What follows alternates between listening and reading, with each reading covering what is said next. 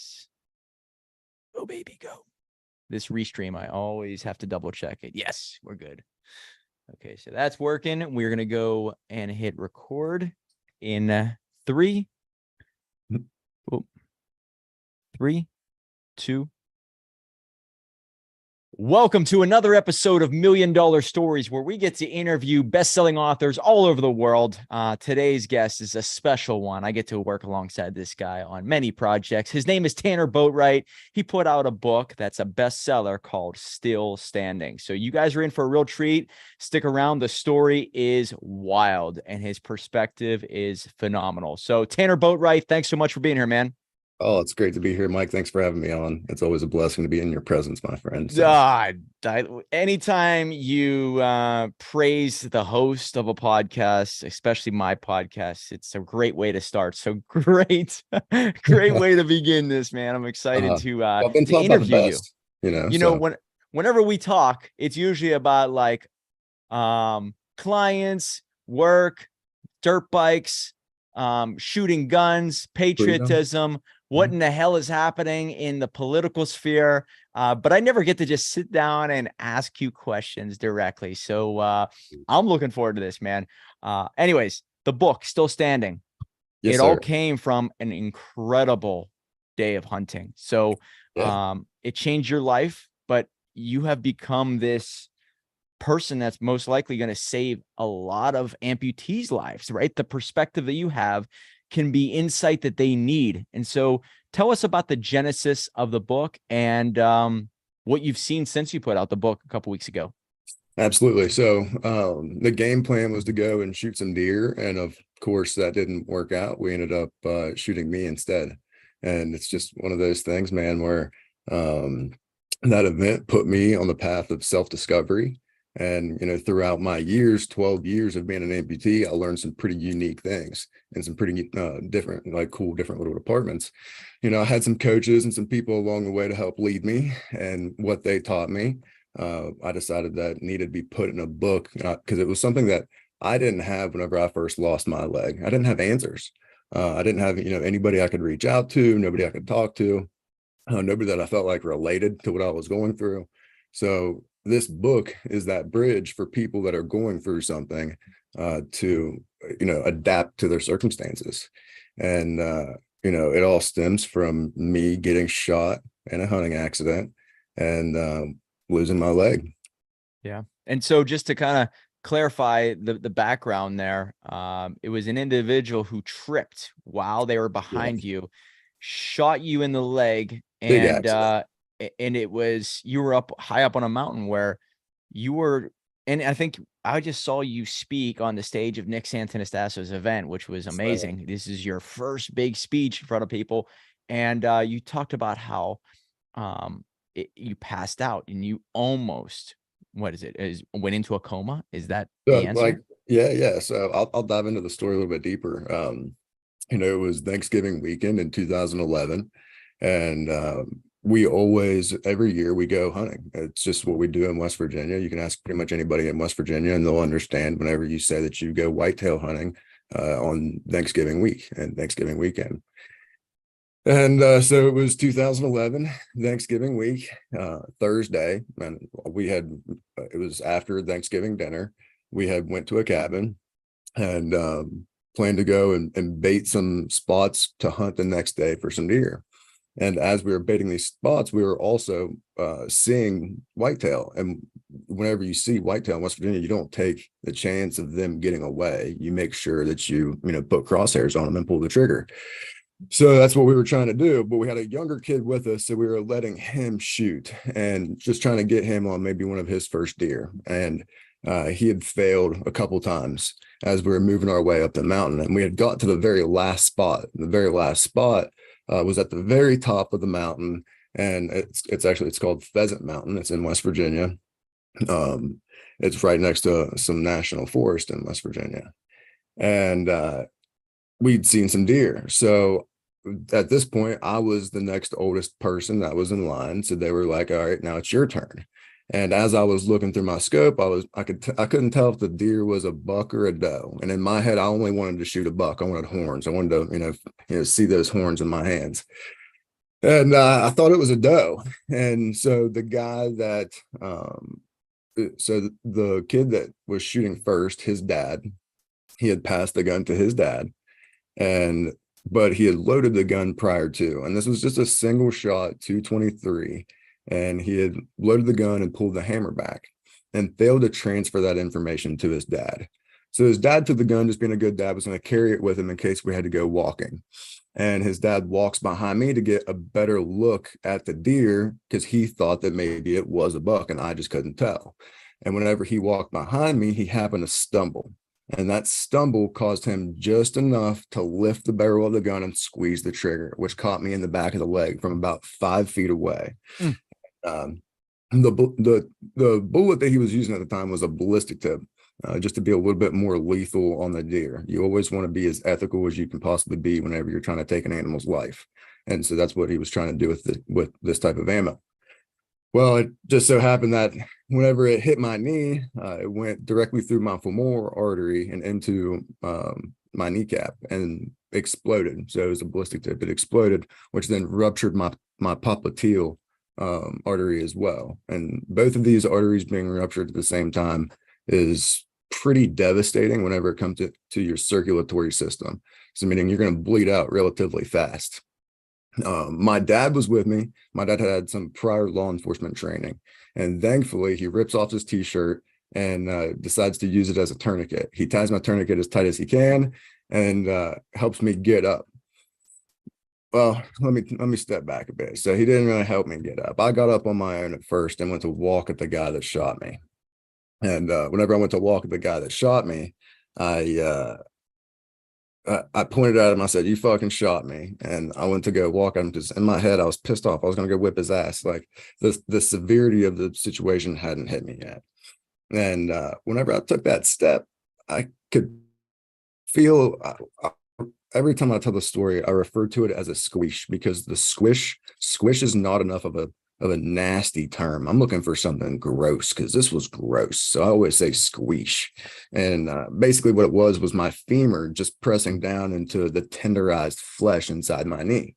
And that's whenever I fell from that point. My dad helped me tie a tourniquet, helped me stand back up, and helped me hop to the nearest UTV. Whenever I got in the passenger seat, the guy that shot me, he jumps into the driver's seat to drive me down the mountain. And whenever he's driving me down the mountain, he's kind of going slow, trying to be careful, make sure I'm not in too much pain whenever he's hitting bumps. What he's not realizing is he's going really slow, and I just want him to get me off that mountain. And so I told him, I said, "Hey, man, like, he was apologizing profusely. And I was like, hey, no big deal. It's crazy to say whenever you got shot, like everything's going to be okay. Get me off this mountain. Just get me off this fucking mountain. Like, I just don't want to be on this mountain anymore. I know I need a hospital right now." I was only 15 years old. I had no, real knowledge of first aid or anatomy or anything like that. I just knew that this was starting to hurt more and more. And the more I thought about it, the worse that it got. So anyway, we get down to the bottom of the mountain. We get to a cabin. And at this cabin, the guy that shoots me gets out. He runs inside to go get towels and blankets. He's not really sure what we're going to need this time. He's just kind of freaking out a little bit too, right? I mean, this is a high stress situation. My dad happened to go and get into another UTV with the kid that was shooting first and brought him down the mountain. And whenever my dad gets down the mountain, he gets out of his UTV, he comes to get me, gets me out of the UTV, and helps me hop over to a Dodge Durango. Once we get inside of this vehicle, the guy that shoots me runs out of the cabin, and he has got a bunch of blankets and towels and throws them all on top of me. I throw everything out except for just one towel, and I just use it as another tourniquet. So now I have two tourniquets tied. So like really trying to slow this bleeding down because, it's probably been already about maybe 20 minutes, 15, 20 minutes Wow. since It's a we long were at the time, top. isn't it? Yeah, it's a big mountain. So, and we're at the very top of it. So, had been some time. Once we get my dad, the guy throws some keys to my dad because there's a gate, and that's a privacy gate. You don't want people in West Virginia chomping all over your property all year long, so you keep privacy gates. So this privacy gate was locked. Whenever we get down to the mountain, get to that gate, my dad has like maybe 25, 50 keys. I can't really tell you the exact number. I just know it was a lot of keys on this key ring, and he had no idea exactly which key it was. So while he's outside of the vehicle trying to unlock the gate, I can hear him cussing. And I don't know if, like, whenever you're a kid, if you watched any of the, like, the old 007 movies, but they were always my favorite, the 007 movies and the video games. I was always a big fan of 007, but there Mhm. was always the GoldenEye scene. was the greatest game of all time It back was in. the best. Yes, there we go. On the PlayStation 1 too. No, N64 version. Sorry. Oh, all right. You want to go way back. All right, man. I'm only 27. Remember that. Oh, okay. Yeah. Yeah, don't I give got away. 12 on you. You just had a birthday yesterday, so don't give That's away right. how old you are currently. It's so funny. But anyway, in 007, there's the scene where everything just kind of tunnel visions in, and that's usually whenever people die. Um, and I started to tunnel vision. I started to notice that my surroundings were getting dark and everything was starting to just slowly close in on me. And I pretty much told myself, I was like, not today. Took a big deep breath and shook my head as violently as I could, just trying to get blood back to my brain. Really, what all I probably did was just give myself a really good dose of adrenaline, which increased my blood pressure, which just got more blood going to my brain a little bit. But it worked because I came back too. And right at that same time, my dad unlocked the gate. He got into the vehicle and we peeled out, and we're on this one lane road going into this hospital that's probably 35 minutes away, maybe a little bit more if dad's really getting on it, which he is. And while he's doing it, he's pulled out his cell phone and he's trying to call 911, and I'm looking over this hill and I can see that it's about a 60-foot drop. And I know, like, I'm like, if we wreck, I'm done for. There's no way that I'm gonna get help fast enough. And so I reach over, I grab my dad's cell phone. I was thinking, we don't have service yet. Whenever we do, I'll call 911. He's kind of in a little bit of a panic, but he's going through the steps that he needs to make sure that I'm okay. So he's back on the gas, pedal to the metal. We get out to a highway where we finally have service. I call 911. 911's like, pull over, we'll have an ambulance meet you. He's like, not a fucking chance. I'll beat your ambulance to the hospital. And he did. He was going 110. I mean, we were just flying, trying to get there. On our way, dad looks at me at one point and he's like, are you okay? Like what are you thinking? Are you scared of anything? And I'm like, I'm kind of freaking out. Like I'm not crying or anything like that, but I'm trying to calm just the raging thoughts that are just going on inside my head. And I go, yeah, I'm a little scared. And he's like, of what? Like, what are you scared of? And I was like, I'm scared of dying or losing my leg. And just like, my dad's this big tough guy, he's in law enforcement, and he just goes in like the most fatherly way possible, just kind of like, stone cold, just like, huh, I'm not going to let either one of those two things happen. And at that moment, right whenever he said that, the panic that I was feeling inside just evaporated. It just completely washed away from me. And because my dad was a man of his word. He was a man of action. Like, nothing that my dad had ever told me before was, wrong. So I just, at that point, I was like, all right, like, cool. Let me hold on to this tourniquet, tie it a little bit tighter, and let's get after it. He had asked me at one point too, he'd asked me if it was a direct impact or if the bullet had just grazed my leg, because I wasn't freaking out. Like, on the outside, I wasn't freaking out. On the inside, I was freaking out. On the outside, I wasn't freaking out. And I looked down at my leg. I looked down at my foot, and my foot is completely sideways. So I just like looked down, see my foot, just kind of like look back up, and it was just like, no, it was a direct impact. And he couldn't see, like, he was full focus driving, so he couldn't see the devastation of it, and just kept going down the road. We show up to the hospital, and there's three nurses that roll out a wheelchair, and they're standing there waiting on me. They open up the door. Whenever they open up the door, they go, get yourself into the wheelchair. Oh, okay, that don't sound very fun, but all right. So whenever I swing myself out passenger side door, and go to put my left leg down.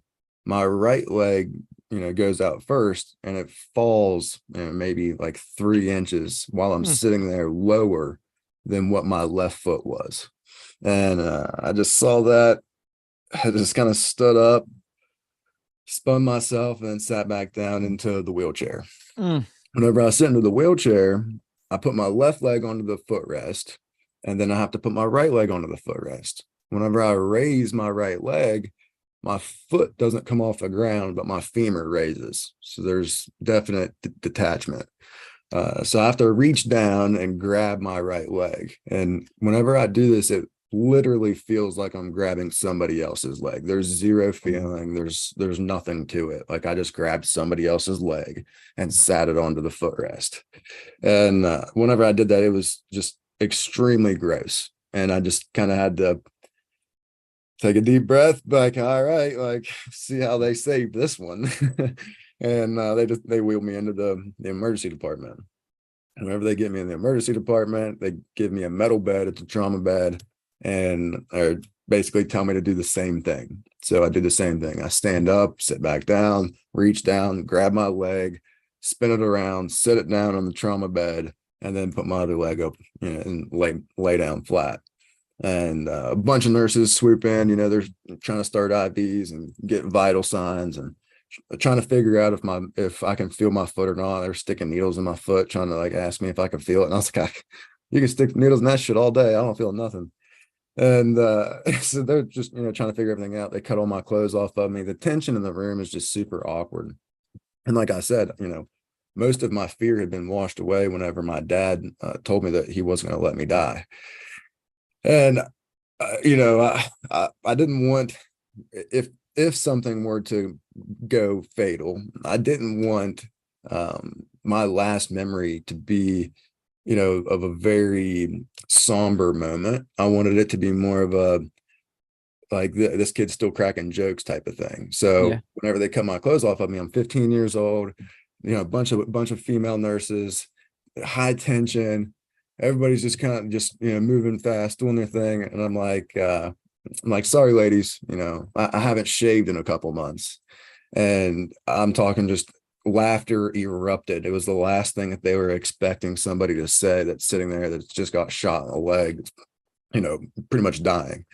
And it felt good. It felt really good to ease up that moment. Unbelievable. And then like a little bit later, my brother comes in, and security had tried to stop my brother from coming back, right? Because they didn't want to have a bunch of people coming back to see me before they were going to fly me out. And they weren't really sure exactly what mental state I was in and how everything was going, if doctors were in there, if they were working on me, like what was going down. And they didn't want him to be present if something, like if I was in cardiac arrest or something like that.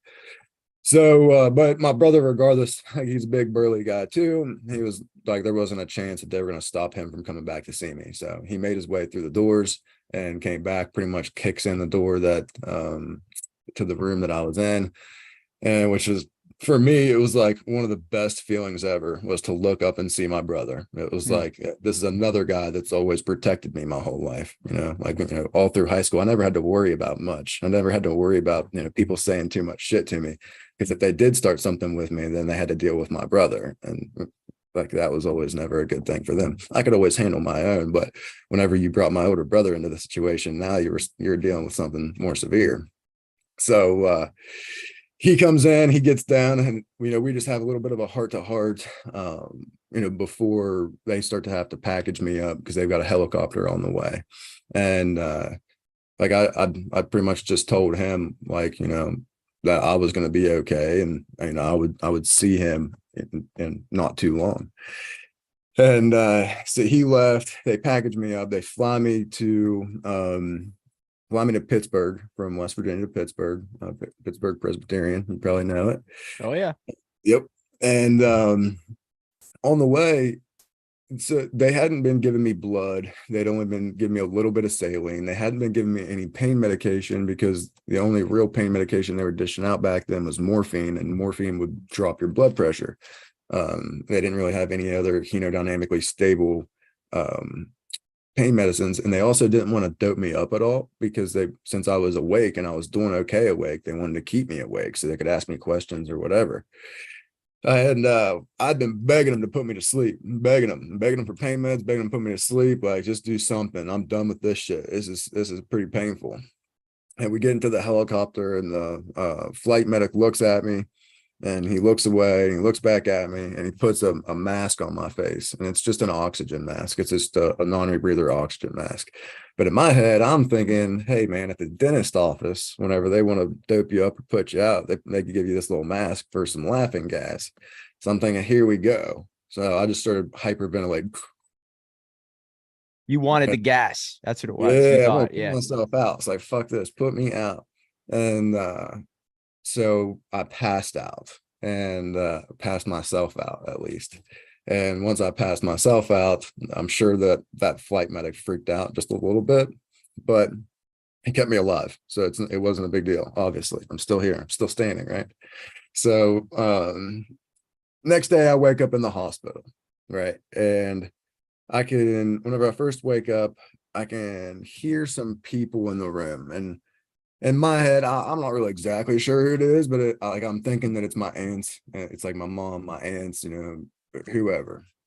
I've got a pretty big family, and I didn't want to see any of them. Like, and I only wanted to see one person, and it was my dad.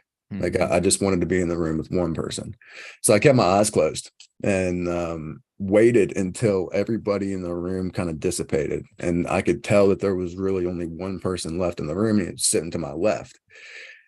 And I don't know if I heard his voice at some point or what, but I knew it was my dad. So I opened my eyes and looked at him. And this whole time while my eyes were closed, I still didn't know that my leg was amputated. And I thought that the way that everything feels, like as an amputee, you can still feel your limb, it's cut off. It's called phantom limb. So it's called phantom limb sensation. And you can still feel it. So like I can still wiggle my toes. I can plantar and dorsal flex my foot. I have a little bit of a degree of movement in my knee. And I can still flex my calf. Like it's weird. And because it's not there, but I can still feel it, and I can still, because it's in your brain still. The sensation is still there. Yep. right. Your brain does not know that you lost a leg. It still sends the signals to the leg the same way that it did before. And sometimes this causes pain too, because the message ends up going to the end of the nerves. And whenever it makes it to the end of the nerves and there's nothing there, that causes a little bit of pain, because then the message actually relays back to your brain. And to tell your brain that there's a blockage of the nerve, then your brain takes that as pain. So Hey, signal, take care of this, fix this. Yeah. activates this pain receptor. Right. There's something pressure. There's something here. There's a reason why this is not going on. Make it hurt so you recognize it. So I could still feel it. And I had thought they had cut a hole in the hospital bed and then put my leg down through it. I didn't know that I'd lost my leg. And it was like, I pretty much woke up, opened my eyes, look at my dad. Whenever I look at my dad, didn't really say much. Like I wanted to see what my leg looks like. So I just raised the blanket. And whenever I raised the blanket and looked down, there it is. It's gone. There is no leg. And that feeling is just one of the most crippling feelings that you can possibly imagine. Like if you ever sit your keys down somewhere, or your wallet down somewhere, or your cell phone down somewhere, and you know where you set it, you know where it is, and then you were to walk away and come back and it's not there, you would walk around looking for it everywhere. Like maybe did it fall off the table, or maybe did somebody else grab it, or did I actually put it there? Maybe I didn't put it there. Like you feel this loss, this sense of loss of it should be there. Why is it not there? Well, multiply that feeling by 1,000,000, and that's what it feels like whenever you look down and it's not there, and you know that there's no chance of it returning on top of it. So I look at my dad. My dad looks at me. and I just start to bawl, and he does too. Right? Like, I'm an athlete. He had been my coach pretty much all my life. And this was, a moment where it was going to be very difficult to see the future, to find out what we could do in the future. What we knew nothing about amputees. We had no amputees in our family. We had no friends that were amputees. We had nobody that, like, we'd never seen anything to do with an amputee. We weren't watching, Paralympics. We weren't, we had no idea. We didn't know the technology was out there. We didn't know anything at all.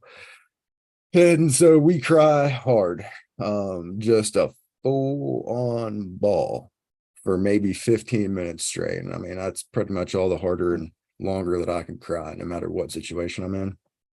But after that 15 minutes, I took a deep breath. I mean, just as hard as I could, just pulled everything in that I could and go, I guess I'm going to have to get used to this, aren't I? And my dad just kind of goes, I guess you are. I mean, that's an unbelievable conversation right there. When you At that, said that during the book interview process, I'm thinking to myself, number one, that's a father and a son breaking down and being a man about it, both of them, right? yep. You and your dad, like, time to man up. That's really what he's saying, right? You got to do it. We knew at that moment, like, that was the moment that we decided, no matter what we faced, no matter what issues we faced, no matter what troubles we were going to deal with, we were going to overcome them. We just had to figure out how. And we knew that it would happen. We just had to figure out how. And we knew that we could never give up. And if we never stopped, we never gave up, we always try to get better, at some point in time, I would be living life just like anybody else would. And I'll promise you today, right now, that there is nothing that I can't do. I mean, maybe I might not be able to outrun a lion or a tiger or a bear, but I promise neither can you. Right. So, like, Right. there's nothing that you can do that I can't do too. I might have to take a couple extra steps. I might have to do a couple of different things, but regardless, I'll get it done. I can make it happen. It's definitely possible. And that's one of the things in the amputee community that's not transferred very well, is a lot of amputees believe that they have only a limited life. Now that they lost something, they lost an arm or a leg or something like that, that they can only do so much. They can only live such, a little bit of a life. And the reality is, without a leg, I live more of a life than what most people, with their legs do, because no matter what, I'm constantly searching for adventure. I'm constantly out there. I'm like a lion in the desert. I'm constantly looking for my next opportunity, and I don't let opportunities pass. Right. So, like, anything that I see that, is potentially going to be beneficial to my life, I jump on top of it. And I've had to do that for the last 12 years to get to where I am, to learn what I've learned, to be around the people that I've been around, that have taught me the things that I'm now trying to teach everybody else too. Yeah, and I think the other story that sticks out in my mind is whenever you met that individual who had a different perspective than most when it comes to the amputee world. And I think Yep. he said something along the lines of, "Man, I'm so glad that I went through this," or, Yeah. can you explain that? It's Because that's the absolutely. moment that you realized, wow, there's somebody like him who's so successful, so happy, is actually looking at this as like a blessing. And tell me a little bit about that and how that impacted you. Yeah. So 4 months after I lost my leg, I had got my first prosthetic. And it was about 6 months total whenever I had went to a nearby clinic to meet with the president of the world's largest, well, he's the vice president of the world's largest prosthetic um, orthotic company, and to do an evaluation. Whenever I went to do this evaluation, we had explained my backstory to him of being an athlete. And he asked me point blank, do you want to be an athlete again? And I was like, oh, of course. Like, I want to compete. I'm competitive as it gets. I absolutely want to compete. And he was like, okay, do you want to run? And I was like, amputees can't run. What do you mean? And he's like, yeah, they can. Check this out. So he shows me a video of this guy named Cameron Clapp. He's a triple amputee. So he's missing both of his legs and one of his arms. And he's running, he's doing a 100-meter dash. So he's sprinting and he's smoking dudes on the track. It's awesome. You know, it was great to watch. And he's like, yeah, you can check this guy out. And I was like, all right, yeah, I definitely want to do it. So they flew me out to Oklahoma to compete in pre-Paralympic tryouts. It's called the Endeavor Games. And whenever I got there, I got to meet some other amputees. It was like one of the first times that I actually got to come in contact with other amputees that were actually upright and wearing their prosthetic for a long period of time throughout the day, and weren't letting anything hold them back. It was, you know, it was a huge relief.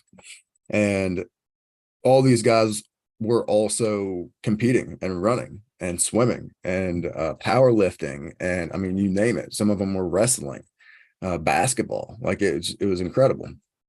And I had signed up to run the 100 and 200-meter dash, and it was sometime in the middle of this week that we got to compete. Once we finished up, I had won the 100 and 200 in my little division. I had a division, since I'm a single above knee. I had a different division than what some like below knee amputees or bilateral amputees. So I won my division.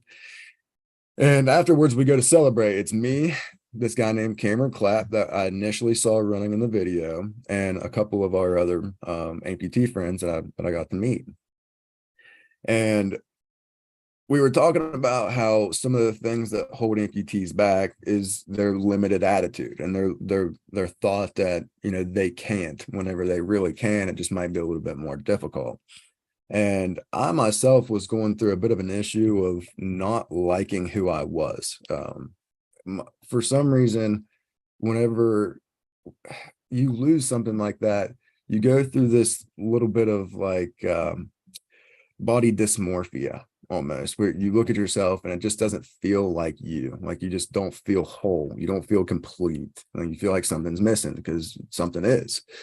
And with that, I had developed a disdain for myself, where I would look myself in the mirror and I would hate the way that my eyes looked. I would hate the way that my nose was. I would hate, you know, a pimple or two pimples, or my ears, or, you know, my facial hair. And none of these things had anything to do with my amputation.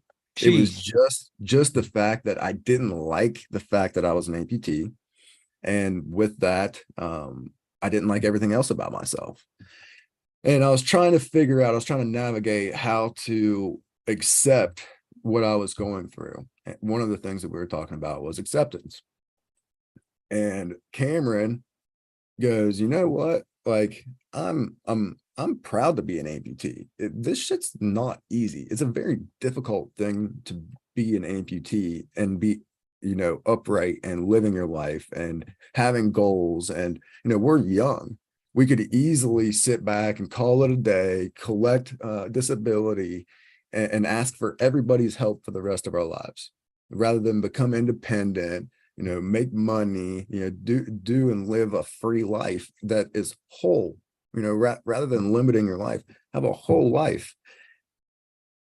And he's like, you know, I'm proud to be an amputee, because I personally can still do that. Like, me being an amputee and being able to do those things it just makes me that much cooler.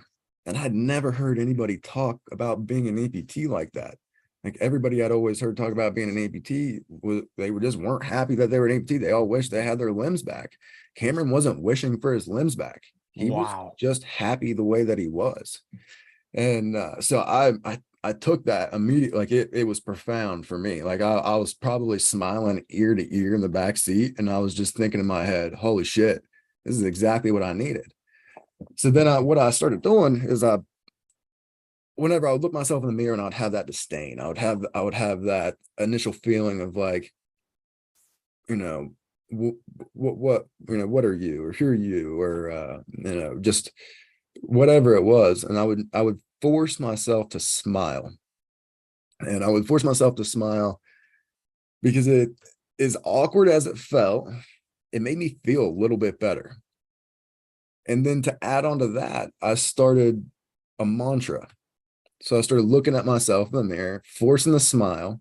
And it was weird because whenever I felt myself to question the smile, right? I would smile and it would be like, what are you smiling at? What are you smiling about? Like, you start to immediately thought stack these negative thoughts. You put one negative thought on top of another, and it's so hard to stop. But whenever you stop that negative thought process and you turn it into a positive one, now you're stacking positive thoughts. And so I would go smile at myself. I'd have those negative thoughts start to pile up. And I'd go, you know what? I'm proud to be an amputee. And that would flip it. That would be my trigger to go, you know what? Now I'm showing myself a little bit of gratitude. And whenever you force gratitude into your life, you just become more thankful for everything that you've got. You become happier. And that's what I needed. So Cameron was the influence that gave me the ability to accept who I was as an amputee and realize that it wasn't going to change, and that regardless of what I lost, life was still full of possibilities. I mean, it's amazing how one person, one conversation can lead to a complete perspective change, which will Incredible. lead to a whole new life. And then that will give you such an advantage over other people who seem to have all their limbs, right? And have everything. And it has probably served you very well to have that mindset in business and entrepreneurship and all the opportunities that have come your way. So this book, Still Standing, guys, it's on Amazon. It's a bestseller. What have you learned going through the process? Did you realize the fork in the roads? Did you realize people in your life? Did you realize how, wow, you do have a lot of teachable lessons from seemingly wild experiences, right? Oh man, it gave me a ridiculous amount of clarity on what I have been through and what I can help people with, right? Because the whole reason I wrote this book was to help people, and to have clarity on the issues people have, which are going to be similar to mine, and how I can help them makes it that much easier. That way, we have a target now. We have a blueprint. We have something that we can walk you through and take you through, a workshop, to take you from one point of your life to another point of your life. And this book has been my tool that I can gift to anybody to say, if you're struggling. So inside the book, the things that we cover are called the 5 keys, which is attitude, anatomy, alliances, appliances, and assets. And the whole premise is that if you do something for each one of those things every day, that just makes your life better by 1% or shifts the degree in 1 degree, then in the end, you're going to get to your goal, right? You just have to every day progress in each one of those things. And whenever we can teach people the way that they can use those tools, the way they can use the 5 keys, they are able to transform their life from, maybe a sedimentary, unhappy, they've got issues in their relationships, they're not making money. We can take them from that person to the person they idolize the most, whoever that may be. If there's someone out there that's living the life that they want to live, we can help them through this book get to that point in their life. Love it. The book, Still Standing, the cover. Can you explain what this is all about? Because there Oh is a yeah. deep meaning behind this. What do And you mean? What do you mean? It says still standing, and there's a guy that's kneeling down on the. What is that? but yeah, Um, explain the cover, because who's the cover designer behind that? you're talking about a tattoo on your body, all that, but Here we go. the Here we weight go. of the world, all of it. So I'll explain. explain I'll to me explain. what this is all about, man. Yes, sir. So, um, whenever whenever I lost my leg and I felt entirely like I was carrying the weight of the world around on my shoulders, I had an artist come up to me with this design and wanted to put it as a tattoo on my back. And I was like, you know what, let's do it. It was my first tattoo. I was only 16 years old. My grandfather, somebody that was, very close to me, um, looked at the tattoo at first. Of course, they're not very happy about your tattoos, but he looks at my tattoo, and the first thing he said was, if you can hold the weight of the world on your shoulders, you can do anything. And if you can hold the weight of the world on your shoulders with a prosthetic, then you can do anything with a prosthetic. And so that's where the whole meaning behind this cover came from. That's Is amazing. yeah. So yeah, that to me, whenever you put that on there, it's on your back. Yes, And sir. it was very significant to have that on the cover of the book, because I mean, this is basically you, or It anybody is. reading this book who has gone through something similar and lost Right. a limb. It feels Anything that's like the weight being of the world is on their right. shoulders, right? Absolutely. There we are. And I guarantee individuals will start to say, because I lost that, I can never do what I could do before. And this book really is a mindset book, right? And it does Yep. fix people, to get them on the right track. And it does lead to, even like you said, one of the 5 keys is assets, understanding how your mindset affects your investments and Money. how money does play a factor in all this. We start out the book talking about attitude, because attitude really is everything. You know, you have to fortify your attitude so that you have room for gratitude. And Mm. if you don't do that, then no matter what, if you let every wave rock the boat, you're always going to be pissed off. So you have to start out your day with a better attitude. I'll have people that will ask me, for ways to increase their motivation, their daily motivation. And I'll tell them to start with their attitude. Like, their attitude sucks. That's where it starts. So whenever you wake up in the morning, one of the first things that you can do is to shift your mindset into the gratitude mindset, and which will make you, more thankful for the things that you have, and improve the way that you feel. Like, once you feel good, then it'll improve your performance. Like, the days that you perform at your worst, you're feeling your worst. Mm-hmm. The days that you're performing at your best, you're feeling your best. And so if you're waking up every day with some sort of disdain in your life, then you're not going to perform at your best. Everything else in your life is going to suffer as well, whether that's your relationships, whether that's your physique and your anatomy. It doesn't matter. Your money, the way that you use different things, you will absolutely affect your life if you can't control the way that your attitude is with everything. And people feel entitled to always having a happy attitude. And you don't have to necessarily be happy to act happy.